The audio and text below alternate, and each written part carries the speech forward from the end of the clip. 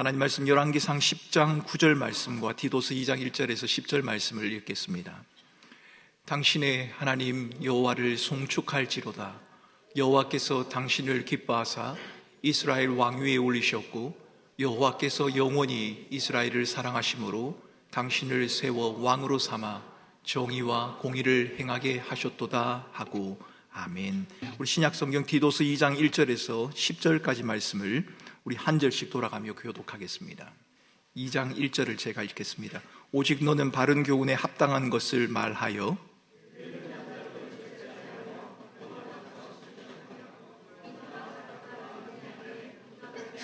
늙은 여자로는 이와 같이 행실이 거룩하며 모함하지 말며 많은 수의 종이 되지 아니하며 선한 것을 가르치는 자들이 되고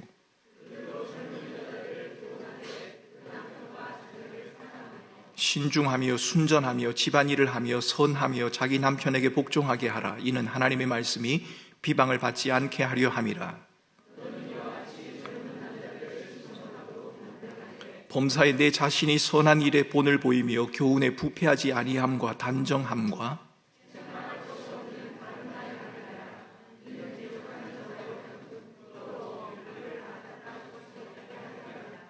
종들은 자기 상전들에게 범사에 순종하여 기쁘게 하고 거슬러 말하지 말며 훔치지 말고 오히려 모든 참된 신실성을 나타내게 하라. 이는 범사에 우리 구주 하나님의 교훈을 빛나게 하려 함이라. 아멘. 오늘 디도서 2장 10절 말씀에는 신앙인들의 삶의 모습이 하나님의 교훈을 빛나게 한다 이렇게 말을 합니다. 신앙인들의 삶의 모습이, 저와 여러분들의 삶의 모습이 하나님의 교훈을 빛나게 한다. 여러분, 여기서 빛나게 한다는 그 말은 진가를 발휘한다라고 하는 말입니다. 마치 이런 것과 같습니다. 다이아몬드 원석이 있습니다. 그런데 여러분, 다이아몬드 원석은 별로 그렇게 매력적이지가 않습니다.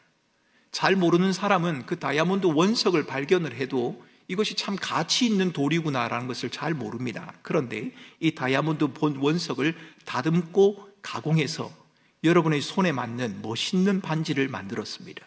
여러분, 이것이 바로 진가를 발휘한다, 빛난다라고 하는 말입니다. 오늘 우리는 열왕기상에서 신앙적으로 아주 매력적인 사람, 하나님의 교훈을 빛나게 하고 진가를 발휘하는 한 사람을 만납니다. 그 사람이 바로 솔로몬입니다. 하나님으로 인해서 많은 사람에게 알려진 사람이 바로 솔로몬이었습니다. 스바 여왕이 솔로몬을 오늘 본문 가운데 찾아옵니다. 솔로몬이 가장 번영을 누렸던 시기, 절정을 누렸던 시기, 신앙적으로나 그들의 삶을 통해서 그 나라적으로 경제적으로나 무엇을 보아도 다른 나라에 버금가는, 아니 그것을 능가하는 그 시대를 살았던 사람이 바로 솔로몬입니다. 열왕기상 10장 1절에는 솔로몬의 명성이라고 하는 말로 솔로몬의 시대가 어떠했는가를 우리에게 설명을 해주고 있습니다. 스바 여왕이 찾아왔습니다. 왜 찾아왔습니까? 물건을 사고 팔기 위해서 온 것은 아닙니다. 국가 간의 조약을 맺기 위해서도 아닙니다. 외교적인 목적을 가지고 온 것이 아닙니다. 성경은 말하기를 솔로몬의 지혜를 시험해 보기 위해서 왔다라고 말합니다. 솔로몬이 가지고 있는 그 지혜의 진실성을 확인해 보고 싶은 겁니다. 마태복음 12장 42절에는 스바 여왕이 찾아온 이유를 이렇게 설명합니다. 12장 42절을 같이 함께 읽겠습니다. 같이 함께 읽습니다. 심판대에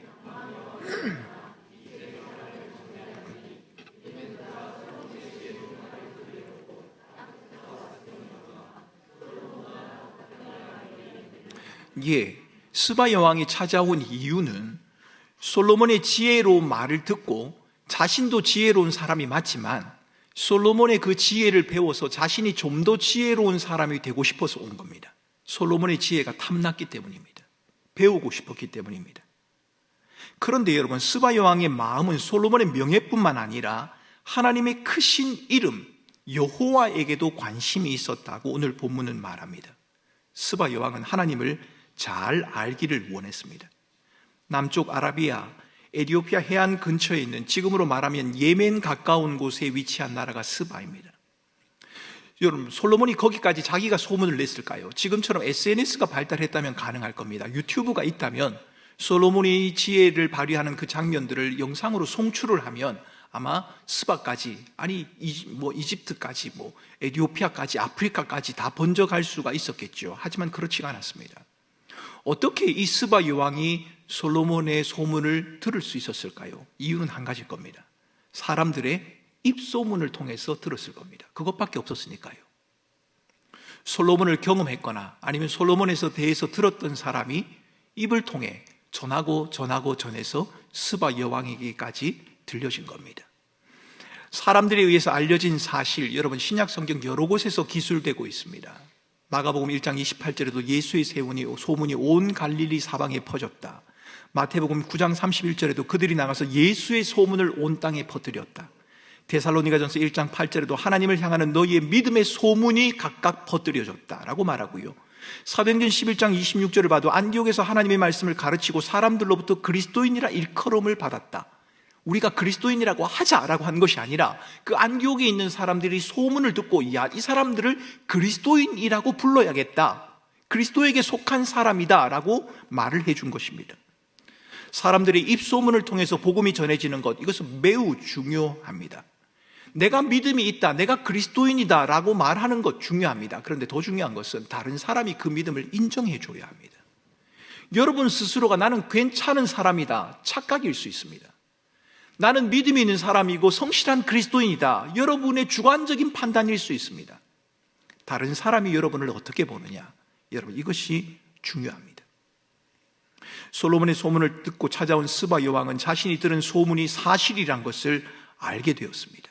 열왕기상 10장 3절을 보면 이렇게 말합니다. 10장 3절 말씀을 같이 한번 읽어보겠습니다. 10장 3절 같이 있습니다. 자, 시작.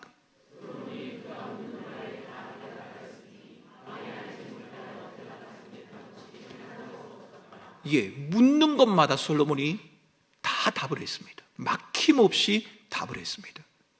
이야, 정말 그렇구나 라고 동의할 만한 답을 솔로몬이 한 것입니다. 그뿐만 아닙니다. 우리 7절 8절 말씀도 함께 읽어보겠습니다. 10장 7절 8절 말씀입니다. 같이 읽겠습니다.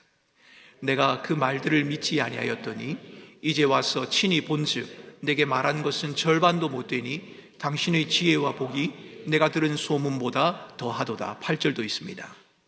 복되도다 당신의 사람들이여, 복되도다 당신의 이 신하들이여, 항상 당신 앞에 서서 당신의 지혜를 들읍니다. 스바 여왕이 이야, 사실이구나, 솔로몬에 대한 소문이 정말이었구나, 당신의 지혜와 복이 내가 들은 소문보다도 훨씬 더합니다 라고 그렇게 말을 합니다.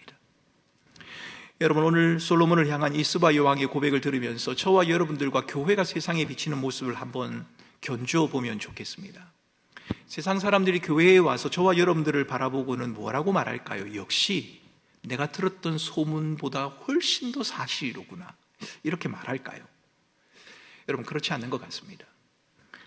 제가 목회를 하면서 믿지 않는 사람들을 많이 만났다, 그렇게는 말할 수 없을 겁니다. 하지만 불신 남편을 만나거나 아니면 그 가정에 가서 복음을 전하거나 아니면 길에서 전도를 하거나 이런 경우에 불신자들을 만나서 대화를 나누는 경우가 종종 있습니다. 그리고 제 친구 가운데도 신앙생활을 하지 않는 친구가 있습니다.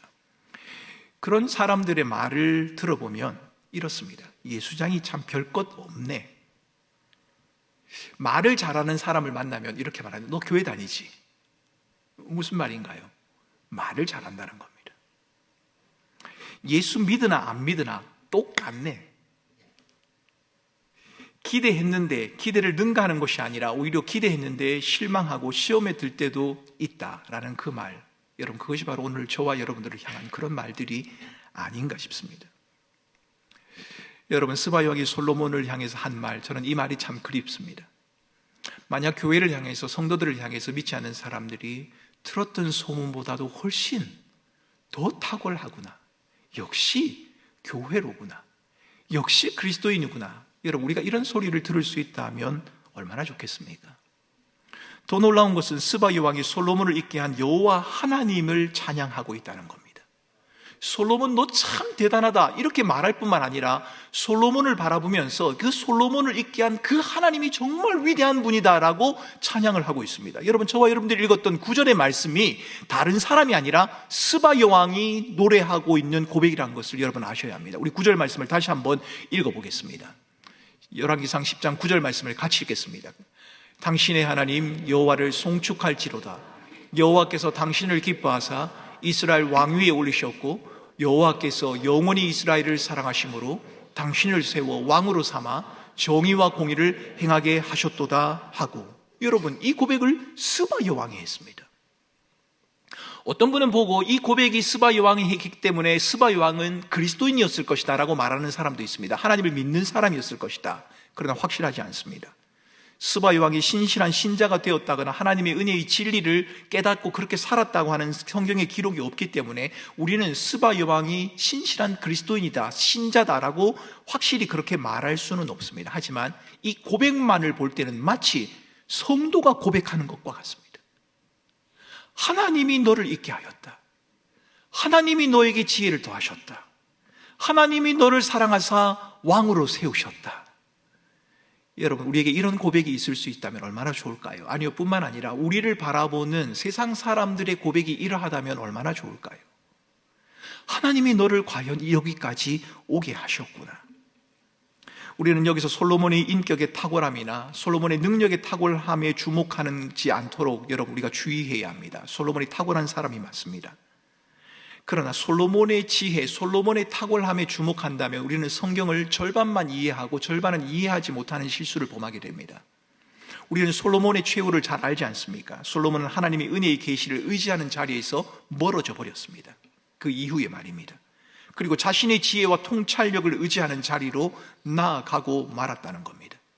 솔로몬이 왕위에 오른 것이나 탁월한 지혜를 얻은 것은 솔로몬이 다른 왕들보다 탁월했기 때문이 아닙니다.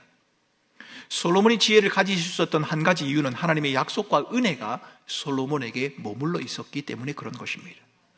우리가 주목해야 하는 것은 솔로몬의 지혜의 탁월함이 아니라 지혜의 근원 되신 하나님 그분이십니다. 잠언 기자가 이렇게 말하지 않습니까? 잠언 3장 10절 말씀에 여호와를 경외하는 것이 지혜의 근본이요 거룩하신 자를 아는 것이 명철이니라. 솔로몬이 지혜로운 것이 아니라 지혜의 근원 되신 하나님께서 솔로몬과 함께 하신 겁니다. 그러게 사랑하는 성도 여러분, 저와 여러분들이 지혜로운 사람이 되기를 원하면, 우리의 자녀들이 지혜로운 사람이 되기를 원하면 하나님 우리 아이들이 지혜로운 사람이 되게 해주십시오 라고 기도하는 것도 중요한데, 그렇게 기도도 하셔야 하지만 더 중요한 것은 지혜의 근원이신 하나님과 함께 살아가는 삶을 살아가는 것이 더 중요합니다. 부모가 먼저 그렇게 살아야 하고요, 우리의 자녀들이 지혜의 근원 되신 하나님과 함께 살아갈 수 있도록 그를 격려하고 독려하는 삶을 살아야 한다는 겁니다. 우리는 스스로 지혜롭게 여기지 말아야 하고 날마다 여호와를 의지하는 삶을 살아가야 합니다. 여러분, 예전에 제가 거제도에 아내와 함께 놀러 간 적이 있습니다. 거제도에 가면, 거제도도 바닷가란 말입니다. 거제도에 사신 분들은 잘 아시겠습니다만 바닷가인데요, 그 바닷가 해변에 아빠와 아들이 놀고 있었습니다. 아빠는 해변에 있었고요, 아들은 바다 속에 있었습니다. 아들은 보드를 타고 있었고요, 아빠의 손에는 줄이 잡혀져 있었습니다. 그 보드를 붙들고 있는 줄이었습니다. 그 바다가 그렇게 험한 바다가 아니었기 때문에 아이가 보드를 타고 놀아도 괜찮은 곳입니다. 그런데 이 아빠가 줄을 당기면 보드도 함께 움직여서 아빠 쪽으로 다 해변 쪽으로 오게 되고, 가만히 두면 파도를 타고 점점 더 멀어지기도 하고, 아이가 이렇게 즐겁게 놀고 있었습니다. 그런데 그렇게 놀다가 아이가 자신감이 생겼던 모양입니다. 아빠 줄을 놔. 저희들이 지나가는데 그렇게 말하는 겁니다. 아빠 줄을 놔. 혼자 할 수 있다는 겁니다. 위험한 곳이지 않았기 때문에 아빠가 줄을 놓았습니다. 어떻게 됐을까요? 보드는 뒤집어졌고 아이는 물에 빠졌습니다. 자신 있게 혼자서 할 수 있을 것처럼 생각했는데 아이가 그 보드 속에서 안정감을 누릴 수 있었던 이유는 아빠가 줄을 잡고 있었기 때문이란 겁니다. 여러분, 우리의 지혜로움이 우리의 능력과 우리의 힘이라고 생각하십니까? 내가 우리 아이를 신앙적으로 잘 길렀기 때문에 우리 아이가 지혜로운 삶을 살 수 있을 것이라고 생각하십니까? 우리 자녀들은 생각하기를 내가 힘쓰고 애쓰고 노력하면 하나님이 기뻐하는 일을 내가 할 수 있을 것이라고 생각하십니까? 그렇지 않습니다. 그 바다 위에 떠 있는 보드를 안전하게 하는 것이 아빠가 잡은 줄에 있는 것처럼 우리가 인생을 살아가는 삶의 모든 지혜가 지혜의 근원이신 하나님 그분에게 있다는 것을 여러분 잊지 마셔야 합니다. 우리는 이 사실을 잘 잊어버립니다. 하나님은 지혜의 근원 되신 그 하나님을 의지하라고 그렇게 당부하지만 우리는 우리 자신의 지혜로움을 자꾸만 추구합니다. 지혜로우신 하나님에게 머물러 있으라고 하나님은 당부하는데, 우리는 하나님 내 스스로가 지혜로운 사람이 되고 싶다고 그렇게 말한다는 겁니다. 에덴 동산에 아담과 하와가 그러지 않았습니까? 내가 하나님처럼 되고 싶다. 하나님 그분과 함께 거하는 것이 가장 안전한 삶인데, 내가 하나님처럼 되어서 내가 내 인생을 스스로 운행해보고 싶다고 하는 그 마음, 여러분 성경은 그것을 죄라고 말하지 않습니까? 죄를 범한 인간, 스스로 지혜롭게 생각하는 인간의 모습을 바울은 로마서 1장 21절과 22절, 23절에서 이렇게 표현하고 있습니다. 로마서 1장 21절에서 23절 말씀을 같이 함께 읽어봅니다. 하나님을 알되 하나님을 영화롭게도 아니하며 감사하지도 아니하고 오히려 그 생각이 허망하여지며 미련한 마음이 어두워졌나니 스스로 지혜 있다 하나 어리석게 되어 썩어지지 아니하는 하나님의 영광을 썩어질 사람과 새와 짐승과 기어다니는 동물의 모양으로 바꾸어 버리느니라. 스스로 지혜롭다고 합니다. 그렇게 말하고는 하나님의 영광을 썩어질 것과 바꾸어 버린답니다. 여러분, 여기서는 새와 짐승과 기어다니는 동물의 모양의 우상 이렇게 말을 합니다만 이것만이 아닐 겁니다. 여러분, 현대인들은 똑똑하고 지혜로워서 새와 짐승과 기어다니는 동물의 모양을 새기면서 그것을 하나님과 바꾸지는 않을 겁니다. 이 자리에 계셔서 함께 기도하러 나오신 우리 사랑하는 성도들, 우리 자녀들은 하나님을 이렇게 우상의 모양과는 바꾸어 버리지는 않을 겁니다. 그런데 여러분, 우리는 다른 것과 하나님을 바꾸어 버릴 때가 많습니다. 눈에 보이진 않지만 우리의 명예와 하나님을 바꾸어 버릴 때도 있지 않습니까? 우리의 삶에서 가지고 있는 자신의 자존심과 하나님을 바꾸어 버릴 때도 있지 않습니까? 우리가 추구하고 있는 재산을 가지고 하나님과 바꾸어 버릴 때도 있고요. 내가 수고하고 힘쓰고 애써서 노력해서 얻으려고 하는 그것과 하나님을 바꾸어 버릴 때도 있다는 말입니다. 이 세상에 존재하는 모든 것은 동물 모양으로 새겨진 우상만이 아니라 모든 것이 다 썩어질 것이 맞습니다. 왜요? 이 세상에는 영원하다고 말할 수 있는 것이 아무것도 없기 때문입니다. 우리가 추구하고 있는 모든 것은 영원하지 않습니다. 영원한 것은 오직 하나님 한 분뿐이십니다. 그런데 지혜롭다고 생각하는 그 사람들이 그 하나님을, 영원하신 하나님을 썩어질 것과 바꾸어 버렸다는 겁니다. 자신을 신뢰하는 모습, 자기 중심적인 모습을 지닌 우리들은 우리 주변의 사람들에게 매력적인 그리스도인으로 여러분 보이지 않습니다. 내가 썩어질 것으로 바꾸어서 하나님을 대신하는 무엇을 가지면 사람들이 바라보고 그리스도인답구나, 너 참 좋은 그리스도이구나, 그렇게 말할 것 같습니까? 여러분, 그리스도인의 매력은, 그리스도인들이 다른 사람들에게 세상에 보일 수 있는 매력은 스스로 강해지거나 스스로 지혜로워지는 것에 있지 않습니다. 자신의 원하는 것을 이루는 것, 그것에 우리의 매력이 있는 것이 아닙니다. 성경은 말하기를 그리스도인의 매력은, 그리스도인의 진가는 자기를 부인하고 약하지만 강하신 주님을 붙들고 살아나가는 삶의 연속, 거기에 있다고 우리에게 말하는 것입니다. 세상은 너희들이 강해야 매력이 있다라고 말하지만 성경은 우리는 약하지만 강하신 주님을 붙들 때 매력이 있다고 그렇게 말을 합니다. 세상은 너희들이 많은 것을 소유해야 진가를 발휘할 수 있다고 말하지만 성경은 우리에게 아무 것이 없어도 모든 것을 가지신 하나님을 붙들고 살아가는 그 믿음 속에 그리스도인의 참 진가가 있다고 말하는 것입니다. 하나님께서 언약을 통해 솔로몬을 택하셨습니다. 그리고 저와 여러분들을 택하셨습니다. 그리고 하나님께서 하나님의 영광과 거룩을 저와 여러분들을 통해 나타내기를 원하시는 것이 맞습니다.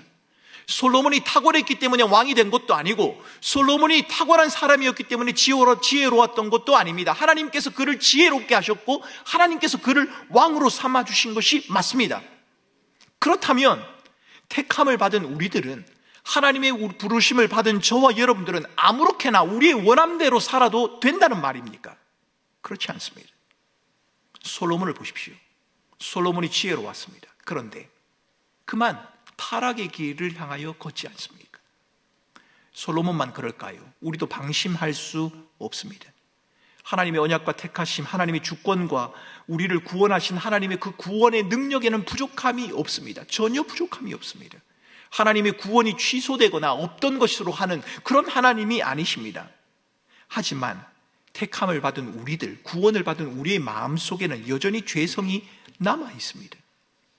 하나님의 구원은 취소되는 것은 아니지만, 하나님은 반드시 하나님의 구원의 일을 우리를 통해 행하시지만, 우리는 끊임없이 우리의 죄성, 우리의 자기중심적인 본성을 따라 살아가는 그 경향성, 그것을 지니고 살아간다는 말입니다.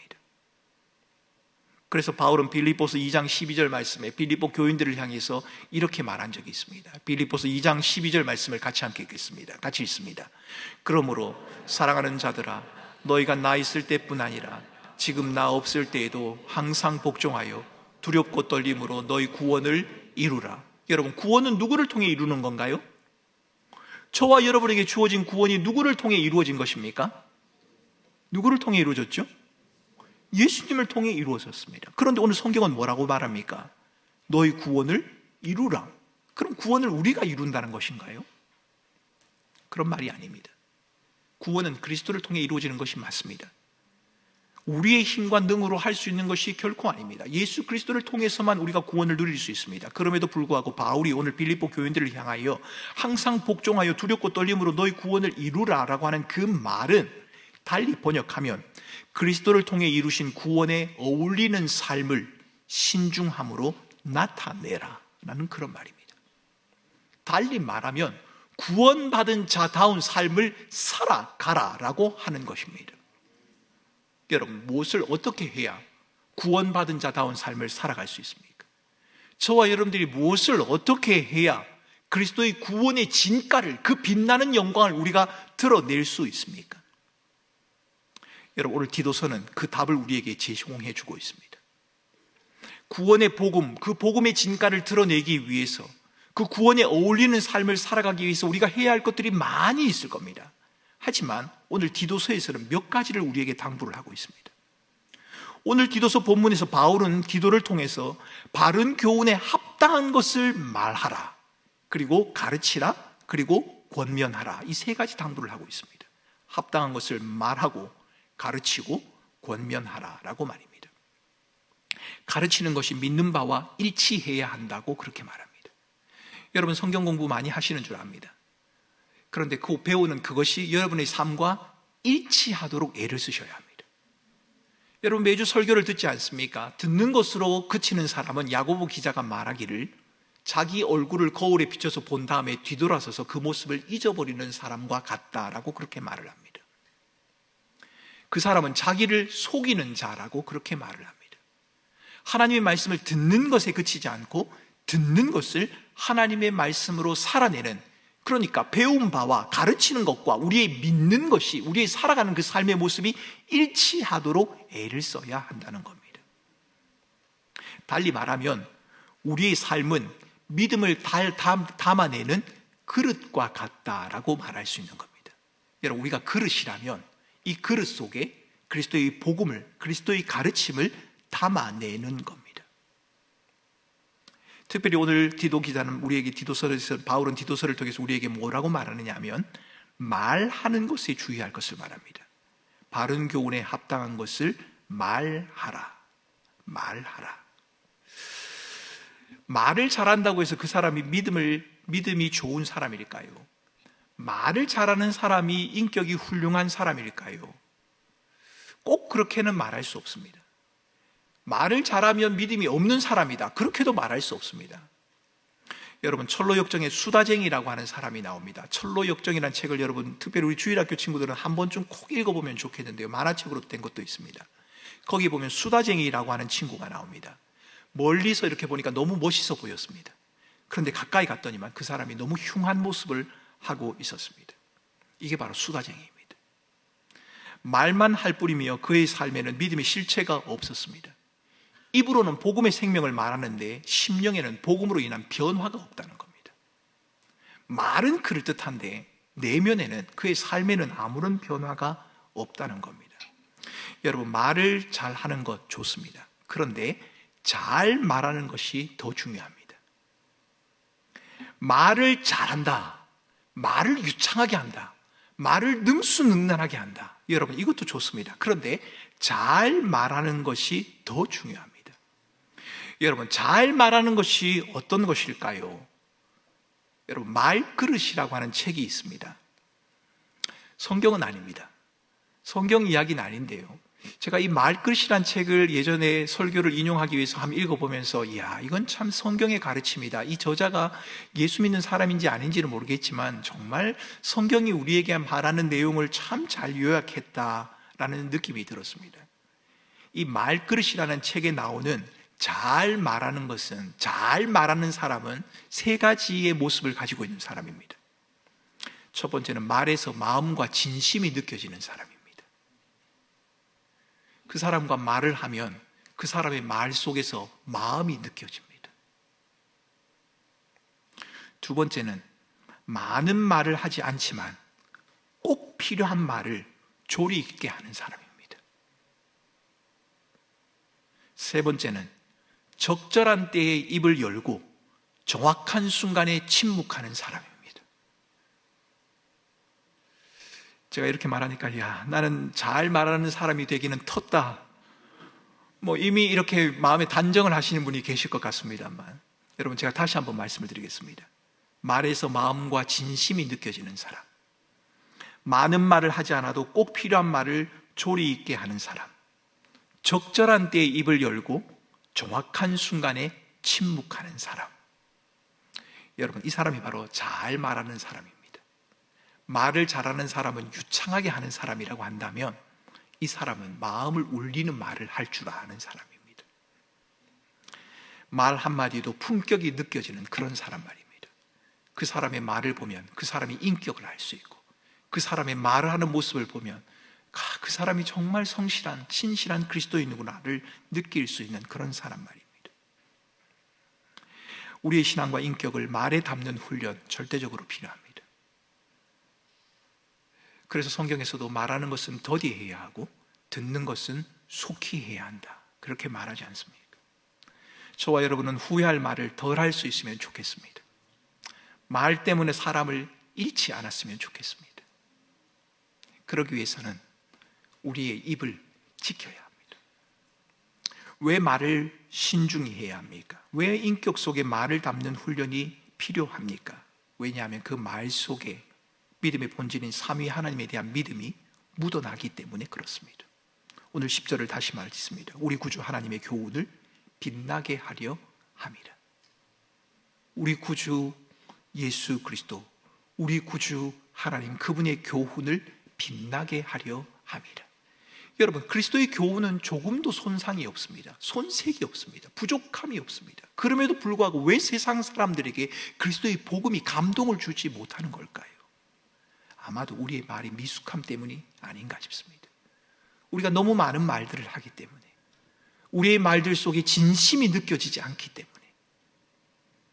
말은 하지만 침묵해야 하는 그 정확한 순간을 놓쳐버리기 때문에 많은 말들을 쏟아내버리고 돌아서서 후회해버리는 그런 삶이 우리에게 너무 쉽게 반복되기 때문에, 우리의 말들 가운데서 그리스도의 아름다운 인격이 풍겨져 나오기보다는 자기 중심적인 우리 죄성이 여전히 묻어져 나오기 때문에, 그래서 복음의 진가가, 그리스도의 복음이 세상 가운데서 온전하게 드러나지 못하는 것이 아닌가 싶습니다.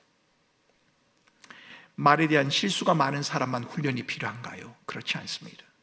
오늘 디도서 본문은 말하기를 늙은 남자나 늙은 여자, 젊은 여자와 젊은 남자, 심지어 종들에게까지 이러한 가르침이 동일하게 적용이 된다고 그렇게 말을 합니다.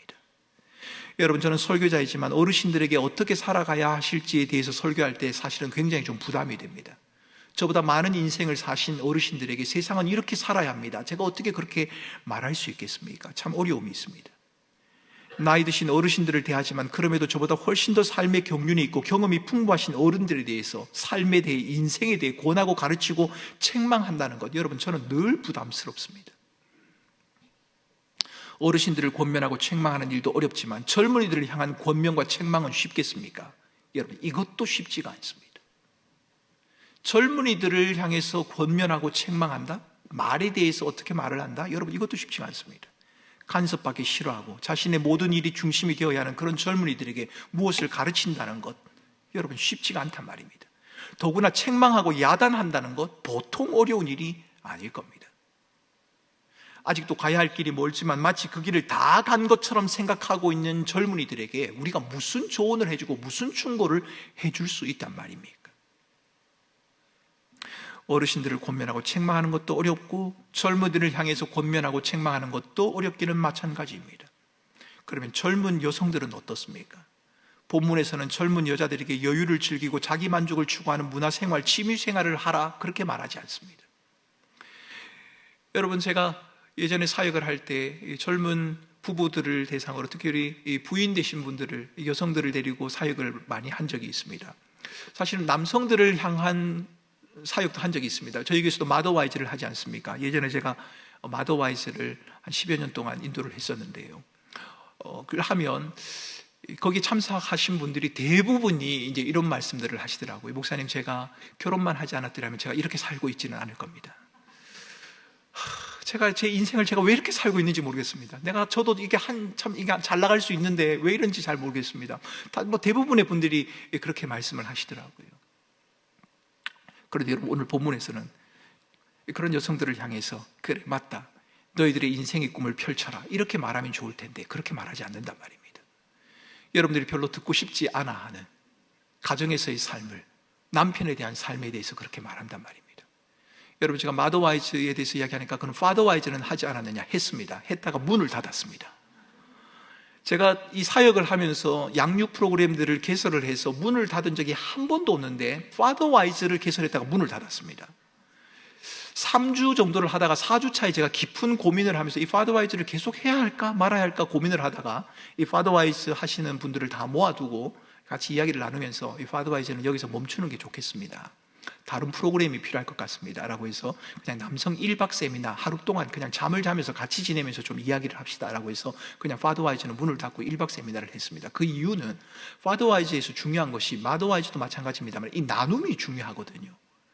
자기의 삶을 나눠야 하는데 이 마더와이즈에서는 나눔이 되는데 이 파더와이즈에서는 나눔이 안 되는 겁니다.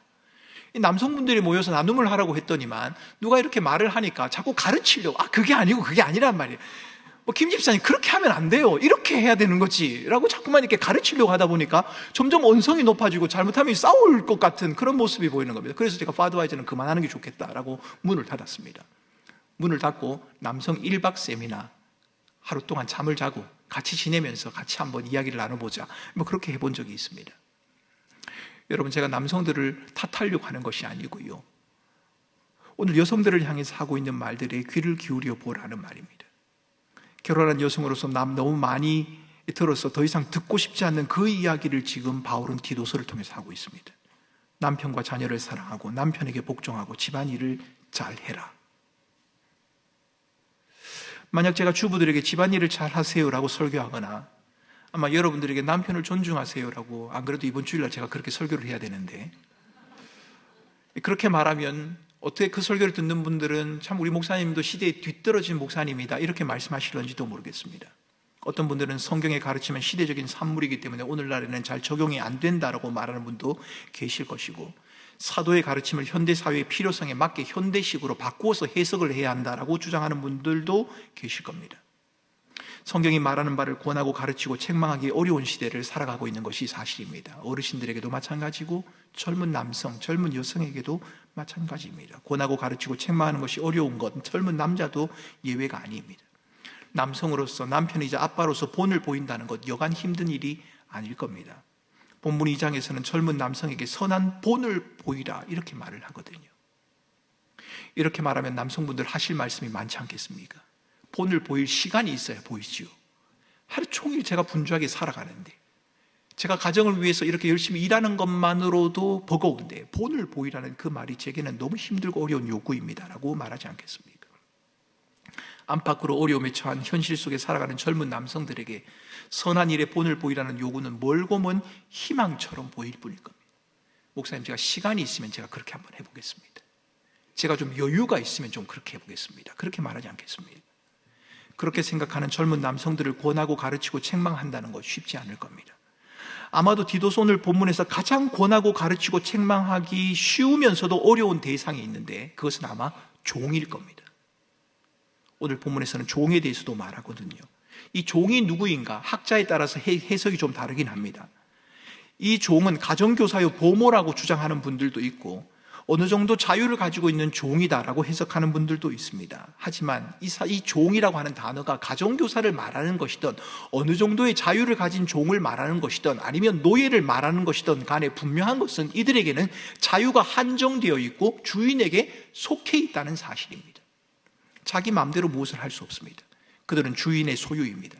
말할 수 없는 모욕과 부당함을 감내해야 합니다. 왜요? 자기는 종이니까요. 종의 신분으로서 주어지는 작은 행복이야 있겠지만 그들은 여전히 자유가 필요한 종입니다. 그들에게 뭘 권하고 뭘 가르치고 뭘 책망할 수 있겠습니까? 그저 주인의 말이나 잘 들어라, 그렇게 해야 하지 않겠습니까?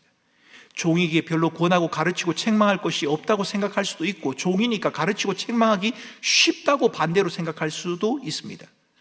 자유가 없이 주인의 소유로 살아가야 하는 종들을 향해서 범사에 순종해라, 주인을 기쁘게 해라, 주인을 거슬러 말하지 말아라, 훔치지 말아라, 참된 신실성을 보이라. 여러분, 이것은 종에게 너무 가혹한 요구라고 생각되지 않으십니까? 종인 그들에게 어떤 요구의 가르침이 무슨 의미가 있겠습니까? 종인데요. 내 마음대로 할 수 있는 게 아무것도 없는데요. 종은 어차피 순종할 것이고 그 길 외에는 달리 생존할 방법이 없지 않습니까? 그럼에도 불구하고 왜 오늘 바울이 종에게 훔치지 말고 참된 신실성을 보여야 하고 주인을 기쁘게 하고 주인을 거슬리지 말아라, 이렇게 말하지 않아도 당연히 그렇게 할 텐데, 겉으로 드러나는 모습을 보면 당연히 그렇게 할 텐데, 왜 젊은 여성들을 향해서 남편을 향해 복종하고 남편을 기쁘게 하며 가정을 돌보라는 그 말을, 너무도 당연한 그 말들을, 왜 젊은 남성들을 향해서는 너무도 당연하게 느껴지는 그 말들을 그렇게 하지 못해서 죄책감을 느끼고 있는 그 본을 보이라고 하는 그 말을, 어르신들을 향해서는 인생의 경륜과 삶의 연륜을 가지고 있는데 더 이상의 삶에 대해서 배울 것이 없어 보이는 그 어르신들을 향해서도 왜 성경이 마땅히 행해야 할 바를 가르치고 있는 것입니까? 이유는 한 가지입니다. 10절 말씀에 이는 범사에 우리 구주 하나님의 교훈을 빛나게 하려 함이라. 여러분, 왜 주부가 그렇게 살아야 합니까? 왜 여성이 하나님의 말씀에 순복해야 합니까? 왜 남편이 아내를 사랑해야 합니까? 왜 자녀가 부모를 공경해야 합니까? 왜 부모가 자녀를 노엽게 하지 말아야 합니까? 하나님의 교훈을 빛나게 하기 위해서라고 그렇게 말을 합니다. 본문이 그레데의 사람들과 대조적인 표현으로 오직 너라는 단어로 시작하고 있다는 이 본문, 여러분, 이 본문은 여러분 주목할 필요가 있습니다. 그레데 사람들은 거짓을 따르는 사람들입니다. 자기를 중심으로 살아가는 사람입니다. 자기가 주인인 사람입니다. 이 사람들과 대조적으로 오늘 본문은 오직 너라고 하는 단어로 시작하고 있다는 말입니다. 무슨 말입니까? 우리는 그레데 사람들과 다르다는 겁니다. 그레데 사람들과 살아가는 방식이 다르다는 겁니다. 그레데 사람들이 자기 중심적으로 살아간다면 하나님의 부르심을 받은 사람은, 그 사람이 종이든 젊은 사람이든 나이 든 사람이든 어린아이든 간에 그는 그리스도인다운 그리스도의 복음을 빛나게 하는 삶을 살아야 한다고 그렇게 말하고 있습니다. 사랑하는 성도 여러분, 오늘날 저와 여러분들이 살아가는 세상 속에는 그리스도의 복음이 진가를 발휘하지 못하고 있습니다. 여러 가지 이유를 말할 수 있을 겁니다. 시대적인 흐름이 그래서 그렇다라고도 말할 수 있을 겁니다. 삶이 분주해서 그럴 것이다, 그것도 이유가 될 수 있을 겁니다. 그런데 오늘 본문을 통해서 보면 그리스도의 교훈의 진가를 드러내지 못하는 그 이유는 우리가 그리스도인다운 삶을 살아가지 못하기 때문이라는 겁니다. 특별히 우리들의 말에 있어서 이 말이 그리스도의 인격과 품위를 드러내는 것에서부터 너무 멀리 있다는 겁니다. 우리는 이 과정 속에서 늘 갈등을 경험합니다. 오늘 찬양 속에 나왔던 것처럼 그리스도의 꿈이, 하나님의 꿈이 우리의 꿈이 되고, 하나님의 비전이 우리의 비전이 되고, 예수님의 성품이 우리의 성품이 되었으면 좋겠는데 그러지 못해서 우리는 늘 갈등을 하고 고민을 합니다. 이 갈등은 피할 수 없습니다. 주님 오시는 그날까지 이 갈등은 피할 수 없습니다. 여러분이 기도하면 이 갈등은 사라질 것이다, 누군가가 그렇게 가르친다면 그것은 거짓입니다. 우리 믿음의 선배였던 바울도 로마서를 통하여 그렇게 말하지 않습니까? 내 속에 두 가지의 법이 있다. 내가 그리스도의 법을 따라 살아가기를 원하는데요, 그런데 이 법을 거스리는 법이 내 마음속에서 또 있다. 이 두 가지의 법이 내 속에서 서로 충돌하다. 나는 곤고한 사람이다. 이 사망의 늪에서 나를 누가 건져낼 것이냐라고 그렇게 말을 합니다. 이 갈등 속에서 우리가 싸워야 하는 것은 실정법에 위배될 정도로 심각한 것이 아닐 수도 있을 겁니다. 악하고 불순한 것, 여러분, 그것이 아닐 수도 있을 겁니다. 누구를 죽일 것이냐 말 것이냐, 그 정도가 아닐 수는 있을 겁니다. 누구의 것을 훔칠 것이냐 말 것이냐, 그것으로 우리가 고민하지 않을 수는 있을 겁니다. 하지만 우리 마음속에는 내가 원하는 대로 말하고, 내가 원하는 대로 행동하고, 내가 원하는 대로 살아갈 것인가, 그렇지 않을 것인가의 이 싸움은 우리에게서 멈추지 않는다는 겁니다. 우리는 보물을 대하면서 타락한 인간 본성과 죄인된 인간의 비참함을 향한 성경의 가르침에 주목할 필요가 있습니다. 여러분, 우리는 타락한 자들입니다. 우리는 여전히 자기중심적인 본성을 지닌 자들입니다. 여러분, 이것을 잊지 마셔야 합니다. 우리가 아무리 근사해 보여도 우리 마음속에는 여전히 죄의 본성이 머물러 있다는 것을 여러분 잠시도 잊지 마셔야 합니다. 누군가가 이것을 건드리기만 하면 언제라도 이것이 작동할 수 있습니다. 시대와 상황, 신분과 지위, 우리가 서 있는 장소에 따라서 모습의 변화는 좀 있을런지는 모르겠습니다만은, 여러분, 어찌 보면 새로운 목사가 왔기 때문에 새로운 목사에 대한 기대감, 그동안 담임 목사가 공석이었기 때문에 새로운 목사가 와서 말씀을 전하고 함께 은혜를 나누는 그것으로 인한 감사, 그것 때문에 여러분의 마음속에 머물러 있는 죄의 본성이 잠시 다스려지는 것처럼 느껴질는지는 모르겠습니다만, 우리가 긴장의 끈을 늦추지 않으면 이것은 언제라도 우리를 죄와 타락의 모습으로 이끌어갈 수 있다는 것, 여러분, 이것을 잊지 마셔야 합니다. 그래서 여러분, 우리는 끊임없이 그리스도의 말씀에 거해야 하고, 그리스도의 권면의 말씀을 들어야 하고, 그 말씀을 따라 말하는 훈련을 해야 하고, 그 말씀을 따라 살아나가는 삶을 살아야 합니다. 이 같은 위험에 놓여 있는, 언제라도 타락의 위험에, 그 타락의 모습을 드러낼 수 있는 우리들을 향해서 바울이 말하지 않습니까? 오직 너는 바른 교훈에 합당한 것을 말하라. 오직 너는 바른 교훈에 합당한 것을 말하라. 여러분, 무언가를 말하시려고 하기 전에 한 번 더 생각해 보시기 바랍니다. 여러분이 말하려고 하는 그것이 그리스도의 바른 교훈에 합당한 것인가? 달리 말하면 그 말로 인하여 그리스도의 교훈의 진가가 드러나느냐는 겁니다. 너희들은 예수께서 친히 자기 몸을 주고 사신 하나님의 백성이라는 것, 이것을 잊지 말아라 라고 그렇게 성경은 말합니다. 여러분, 유학 시절 저는 몇 교회와 몇 성도들로부터 후원금을 받으며 유학 생활을 했습니다. 8년 동안 말입니다. 그런데 제가 유학 생활을 하는 동안 제게 후원을 해준 분 중에 단 한 분도 후원금을 보내면서 이렇게 말씀하신 분이 없습니다. 목사님, 이 후원금으로 커피는 몇 잔을 드시고 여행은 몇 번을 하시고 외출은 몇 번을 가시고 책은 몇 권을 사셔야 합니다. 이렇게 말한 분은 한 번도 없었습니다. 한 분도 없었습니다. 딱 한 분이, 목사님 이제 졸업할 때가 됐으니까 이 돈을 가지고 여행을 한번 다녀오세요, 그렇게 말해준 적은 있지만 그 이외에는 어떤 교회도 어떤 누구도 이 돈을 가지고 어떻게 하세요? 라고 제게 요구한 적이 없습니다. 제게 후원금을 보낸 후에 부담을 준 분도 없었고요, 감사를 하자고 한 분, 그 돈 어떻게 썼는지 목사님 한번 보여주세요, 이런 분도 없었습니다. 그 돈을 어떻게 써야 한다고 지침을 주신 분도 없었습니다. 그런데 여러분, 저는 그 돈을 사용하는 것에 늘 신중해야 했습니다. 외식을 하고 물건을 살 때도, 여행을 가기로 하고 결정할 때도 다시 한번 또 생각하고 또 생각을 했습니다. 왜냐고요? 제가 인격적으로 성숙한 사람이었기 때문에 그런 것이 아닙니다. 철이 든 사람이었기 때문에 그런 것도 아닙니다. 저만 그랬던 것이 아니라 저와 함께 공부했던 모든 목사님들이 사실 그랬습니다. 그랬던 한 가지 이유는 후원금으로 보내주는 이 돈이 어디서 오는가를 알았기 때문입니다. 매달 후원금을 보내는 이분들이 어떤 형편과 상황 속에 살고 있는가를 알고 있었기 때문에 그 돈을 함부로 쓸 수 없었다는 겁니다. 후원해 주시는 분들의 수고와 헌신, 그리고 내가 공부할 수 있는 이 환경과 상황이 어떻게 주어진 것이라는 것을 알기 때문에 그렇다는 겁니다. 사랑하는 성도 여러분, 그렇습니다. 그리스도인으로서 마땅히 해야 할 바가 무엇인지를 아는 것 중요합니다. 기도합시다. 성경 읽읍시다. 서로 사랑합시다. 다 아는 것 아닙니까? 이것도 중요합니다. 그런데 여러분, 그보다 더 중요한 것은 하나님이 나를 은혜로 부르셨기 때문에 내가 어떻게 살아야 하는지, 내가 무엇을 하는 것이 과연 하나님을 기쁘시게 할 것인지, 내가 어떻게 하는 것이 하나님의 합당한 사람인지, 여러분, 이것을 여러분은 고민하셔야 한다는 겁니다. 여러분, 오늘 오후에 저희 교우 중에 한 분이 제게 긴 카톡을 보내오셨습니다. 내일 아침에 제가 그분에게 카톡으로 답을 하려고 하는데요, 내용은 그런 것이었습니다. 자녀가 요즘 음악을 듣고 있는데 그 음악이 별로 건전한 음악 같지가 않다는 겁니다. 그래서 그 음반을 제게 함께 보내면서 목사님 이걸 어떻게 하면 좋겠는지 제게 한번 조언을 해주시면 좋겠습니다. 그래서 제가 집에 와서 제가 그 음악을 들었습니다. 그 음악을 들어보니까 그리스도인이 그 음악 노래를 부르는 분도 신앙인이었습니다. 신앙인인데 그 가사나 그 내용들을 보니까 별로 은혜롭지가 못해요.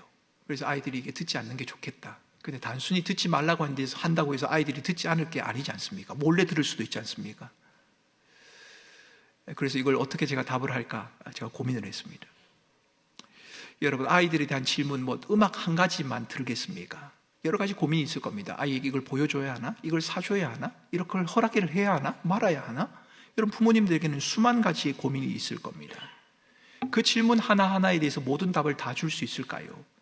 아이들이 가는 곳곳마다 다 쫓아다니시면서 듣는 음악 하나하나를 검열할 자신이 여러분에게 있으십니까?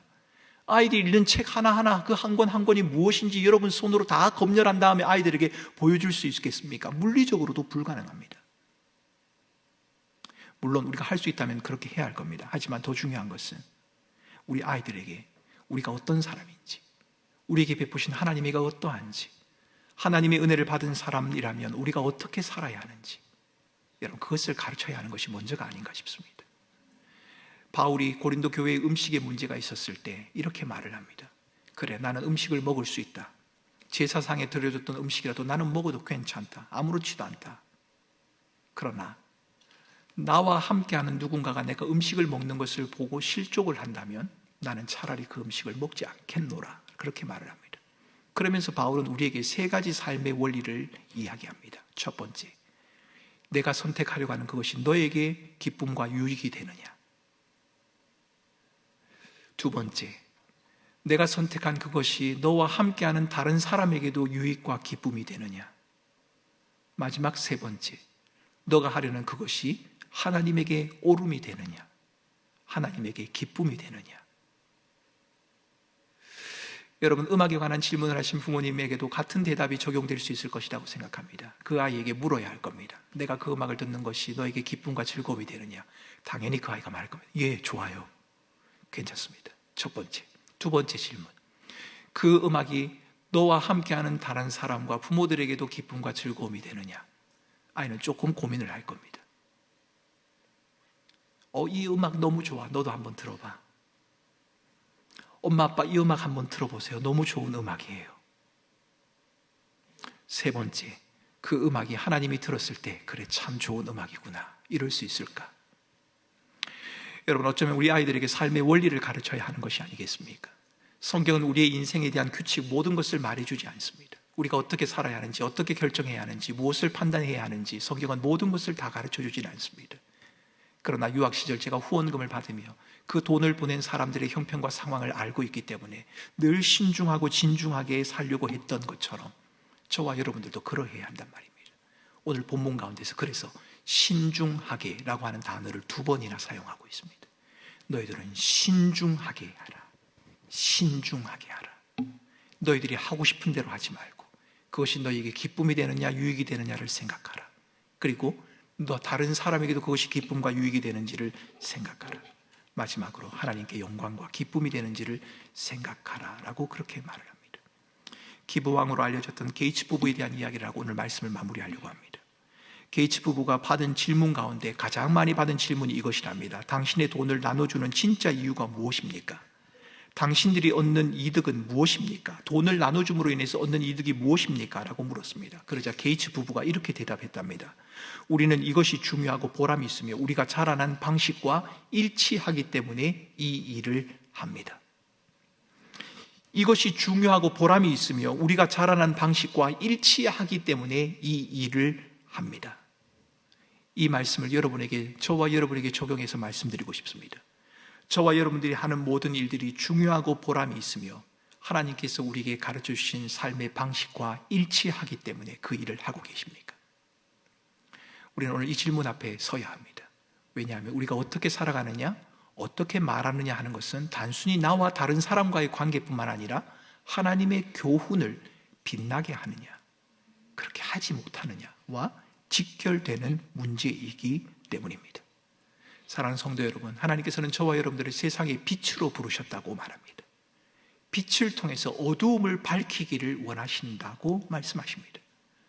에베소 기자는 우리를 향해서 말하기를 너희가 빛으로 부름을 받았기 때문에 빛의 자녀다운 삶을 살아라 라고 그렇게 말을 합니다. 우리가 선하게 살면 구원을 받는 것이 아니라 우리가 구원받은 자녀로 하나님의 백성이기 때문에 하나님께서 저와 여러분들을 통하여 하나님의 영광과 거룩을 세상에 드러내려고 하시기 때문에 빛의 자녀다운 삶을 살아가라 라고 그렇게 말씀을 하십니다. 세상과 다른 가치관을 가지고 살아가는 것이 쉽지 않을 수 있을 겁니다. 이 세상에 발을 딛고 살아가면서 그리스도인다운 삶을 살아가는 것이 수월하지 않을 수도 있을 겁니다.